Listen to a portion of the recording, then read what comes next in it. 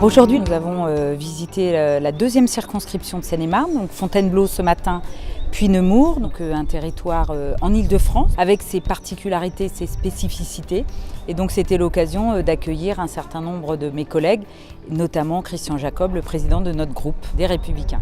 L'objectif de cette visite dans la circonscription, c'était essentiellement d'aborder les sujets d'emploi, notamment d'emploi des jeunes, d'apprentissage, de formation professionnelle, puisque nous avons la chance, et nous l'avons vu ce matin, de visiter une très belle entreprise de chocolatiers pâtissiers. La marque, ça s'appelle Frédéric Cassel Fontainebleau, j'y tiens, on n'est pas à Paris. La seule marque qui réussit à l'international sans avoir la marque Paris. Voilà. Ici, ça sert que pour l'international, tout ce qui est production. On essaye de garder les emplois dans la région, donc on fait tout ce que je peux exporter. Confiture, gâteaux, macarons, chocolat, tout part d'ici et c'est vendu dans mes contrats en fait. Ils ont obligation d'acheter tout ici.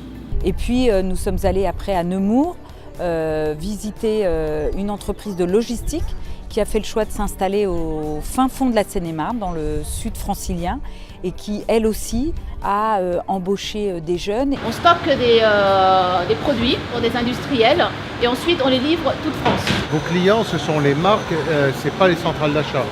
Oui, exactement. Comment le profil type des gens que vous recrutez? Normalement, on cherche à recruter des gens qui connaissent un petit peu notre métier. Notre difficulté aujourd'hui, c'est de trouver des gens qui connaissent un peu le métier de la logistique, qui ont des cassettes. On va plus vite que prévu encore, là. J'ai 230 personnes et la difficulté, c'est vraiment le recrutement. C'est vraiment des sujets compliqués pour des territoires comme les nôtres.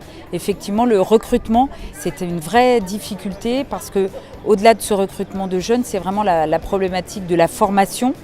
Puisqu'on voit bien entre une entreprise de logistique qui s'installe dans le sud Seine-et-Marne et la formation professionnelle ou la formation de l'apprentissage qui n'est pas dans le sud Seine-et-Marne, une difficulté pour ces entreprises à lier la formation des jeunes et le recrutement de ces jeunes. Et les parlementaires étaient le bienvenu sur le territoire pour justement prendre conscience de ces problématiques et puis faire des propositions dans un programme qui pourra être un programme présidentiel dans les années à venir.